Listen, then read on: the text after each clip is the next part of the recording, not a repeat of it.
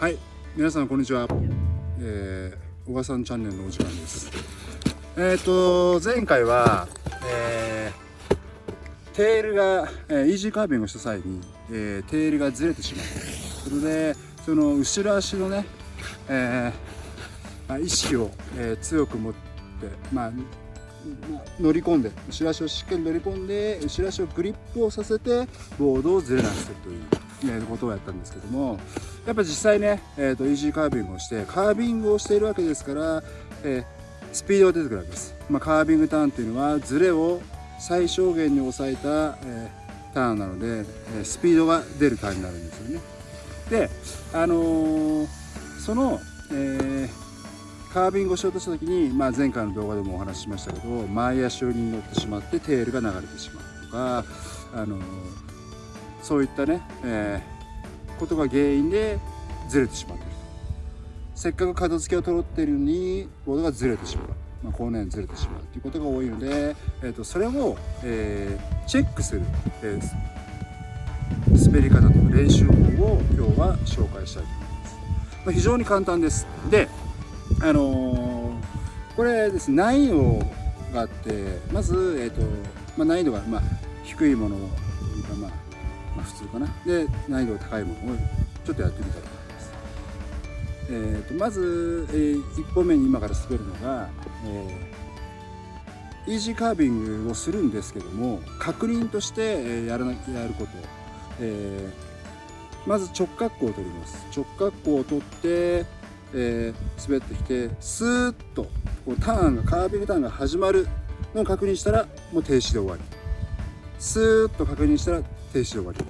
ちゃんと角付けを取ってカービングでターンに入れてるかっていうのをまずやりたいで、それができることによって、角付けターンというのは、そのターンの前半部分から角付けから入れてるんだよっていうのをまず確認したいと思いますね。ちょっとそれをやってみたいと思います。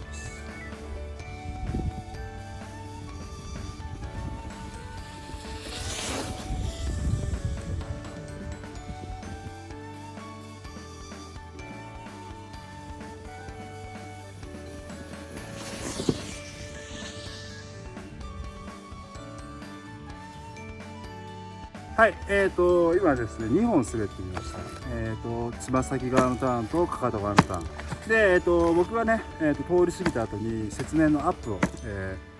がされたと思うんですけど、カービングになってました。で、ここで、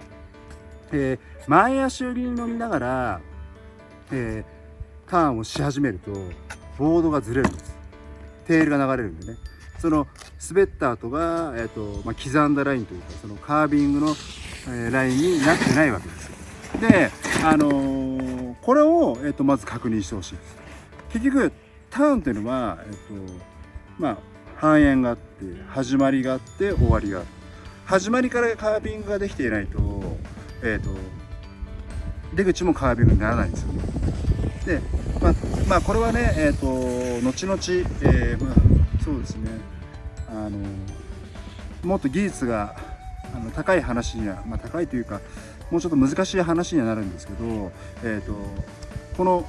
ターンのスタート、この前半部分というのはとても大事なところで、ターンのトライという部分、トライという部分が、しっかりカービングで入れているかっていうことなんです。今回は、直角行から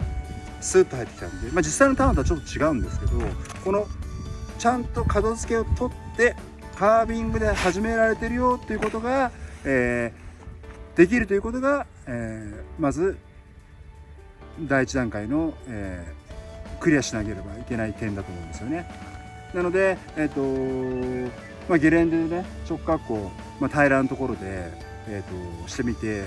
ちゃんと傾いてスッと入ってくるということで、確認をしてみるといいかもしれませんね。で、次、さっきですね、ちょっと難易度が2つある。1つは簡単というか、両足履いてる。今度は実は、今度はねちょっと難しいんですけど、ワンフットでやります。ワンフットで、片足を外して、デッキパッドの上に置いて、で、今と同じようなことをしてみましょうということですね。はい、でとりあえずやってみましょうかね。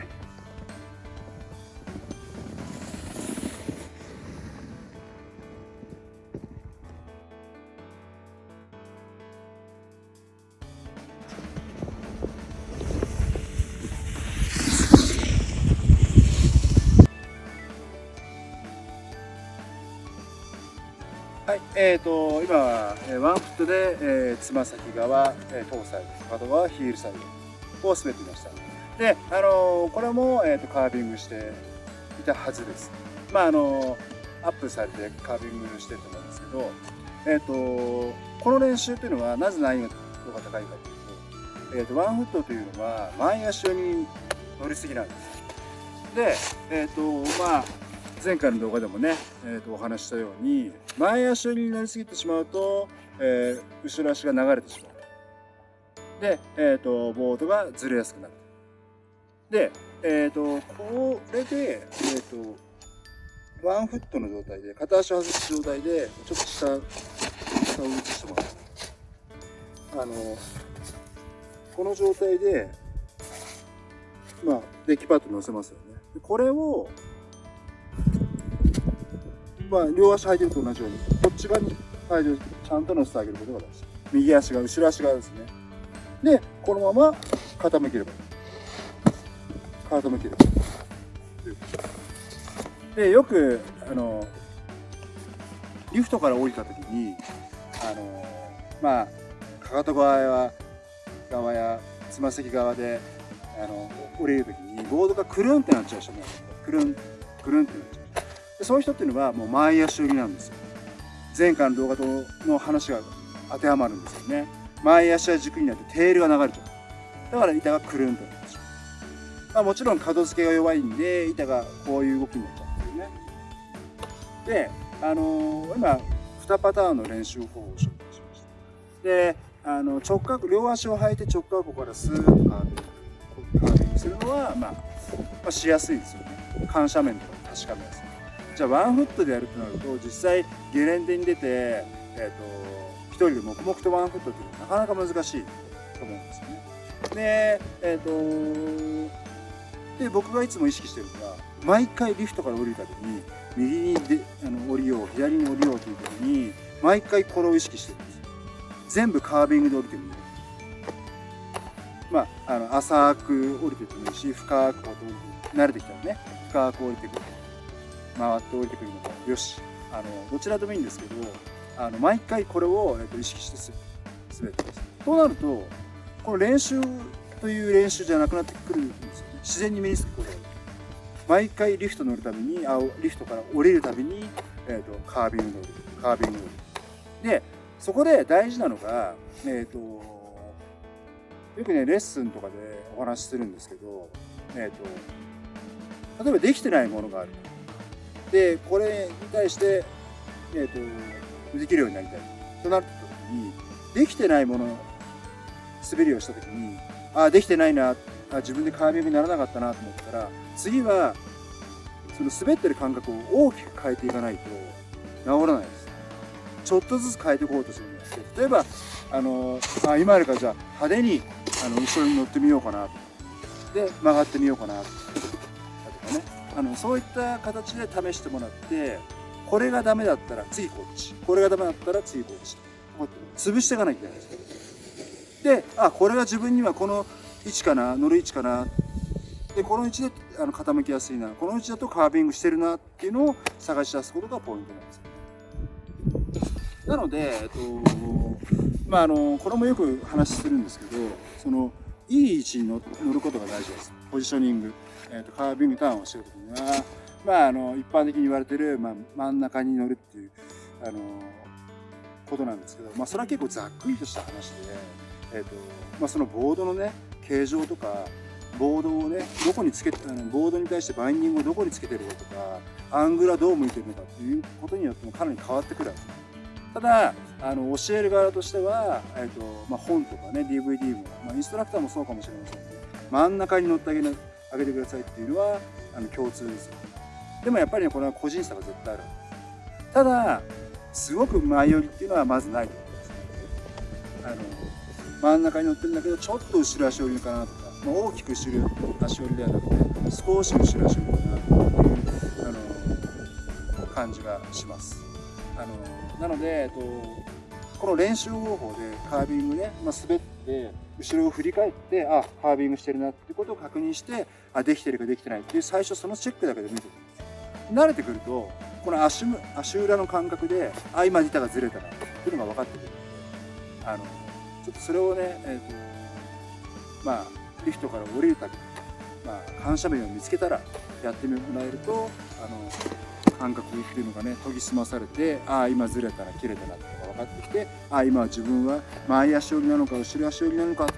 どちらに偏ってるんだなっていう乗り方も分かってくるんじゃないかなっていう。今日はですねそのイージーカービングとして考える中でそのカービングのその初歩を練習するときに、初歩もそうだけど確認するときに必要な、確認&練習方法みたいな感じなので、これすごく効果的なのでぜひやってみてください。特にワンフットはとても効果的ですね。やっぱり、両足くっついてる方が簡単ですから、それを片足でできるようになれば両足はおのずと簡単にということなのでぜひ試してみてください。また、このハウツーものはちょっと続こうと思うので、細かい部分ですけどね、カービン